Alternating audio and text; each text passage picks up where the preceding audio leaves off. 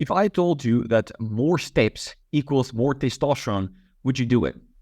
Walking more is really one of the easiest and best things that you can do for higher testosterone. It has a multitude of different benefits. And in this video, I'm going to show you exactly how effective it is in a dose-dependent response.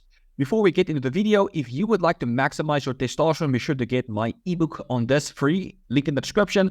Also, if you would like to do coaching, link will also be in the description. If you make it to the flex, let me know by posting flex emojis in the comments. Let's dive in. In this study, you can clearly see the effect of steps on testosterone. And the more steps people took per day, on average, they had higher levels of testosterone. And it was, as you can see, like the bottom group was just over 400, and the top group here was around 600. So it's almost like a 200-point difference just from walking more. So compared to men who took less than 4,000 steps per day, men who took more than 4,000 or 8,000 steps per day had lower odds of being hypogonadal. So you were healthier, lower odds of being hypogonadal, and you had higher levels of testosterone just by moving more. And there was another good study where they looked at walking on testosterone. So you have the LPA or the HPA. So the LPA was the low activity group. They were walking less than 4,000 steps per day. The high activity was walking around 3,500 to about 10,500 steps per day. So you can clearly see the before and afters. The guys that were more active got a much greater increase in testosterone than the guys that were less active, and both groups were eating the same amount of calories. They were also in a deficit. Both groups were in a deficit, but the group that walked more had higher levels of testosterone. So both groups at the end of the study lost the same amount of weight, 12 and 13 kilos. So weight loss is, if you're overweight, weight loss is one of the best ways to increase your testosterone. But if you pair it with walking and activity, you will get a significantly greater boost in testosterone.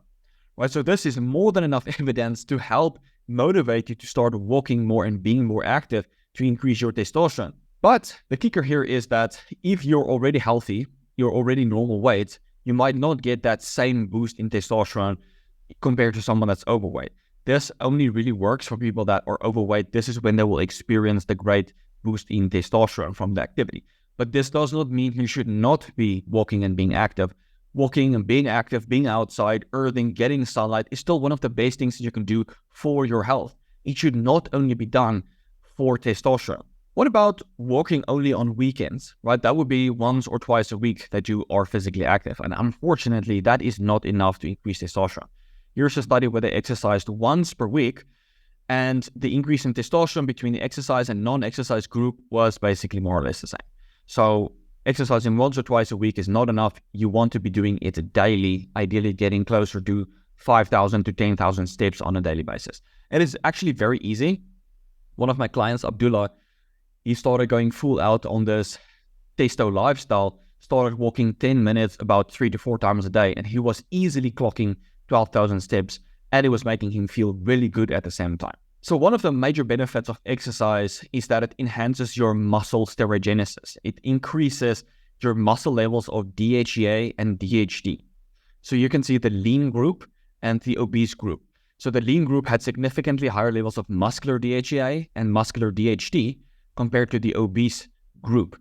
And then supplementing with DHEA restored those levels, or just doing exercise also basically restored muscle levels of DHEA and DHT. Now imagine if you could combine exercise with DHEA, topical DHEA, you would get a significantly greater boost more than this. And the reason why the increase in DHEA and DHT is so beneficial is because that helps with the adaptation to your training. So the higher your androgens are in the muscle, the better you will adapt to the training that you are doing. And it also helps to protect you against oxidative stress, and it also enhances insulin sensitivity.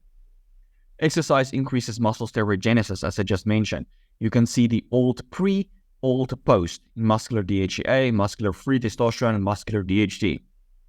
So in older animals, exercise helped to restore the DHEA, free testosterone, and DHT, like massively increase it, not completely restore. So this is what I'm saying, like if you could combine exercise with topical DHEA, you would get a significant restoration in DHEA, free testosterone, and DHT. So it needs to be combined for the best effect. So walking and exercise works to restore DHEA and DHT levels in obese and older animals and humans. And you can clearly see here, this is what I mentioned, the DHEA and DHT restores insulin sensitivity. So you can see fasting glucose, muscular DHEA, and fasting glucose and muscular DHT. The higher DHEA and DHT were, the lower the glucose were. So it made you more insulin sensitive when you had higher levels of DHEA and DHT. So it's just one of the best things that you can do. And Stan Efferding recommends that you walk 10 minutes after each big meal to help to increase DHEA. He doesn't necessarily say DHEA, but it helps to improve that insulin sensitivity and shuttle all of those glucose into the right places. So the question is, should I walk? No, because you can do any activity that you like, right? You can be walking, jogging, swimming, bicycle, rollerblading, skimboarding. It comes down to being active and doing activities that you like. It doesn't have to be walking, just being physically active. Have fun, be out in nature, get sunlight. If you're adventurous, it will help to increase your dopamine, help with anxiety relief, depression relief. It's a fantastic thing to do, just to be active, getting out there, doing stuff. It doesn't have to be structured. The more spontaneous it is, the better it actually is. So walking can dose-dependently increase your testosterone, but I think it comes down to just actually being active. It doesn't have to be walking. It could just be being active, doing something that you enjoy. If you enjoy riding a bicycle more than walking, then do that instead. Alright guys, I hope this inspired you to be more active, and I hope you learned something new in this video as well. And you made it to the flex emojis in the comments. I will check you in the next one. Cheers guys.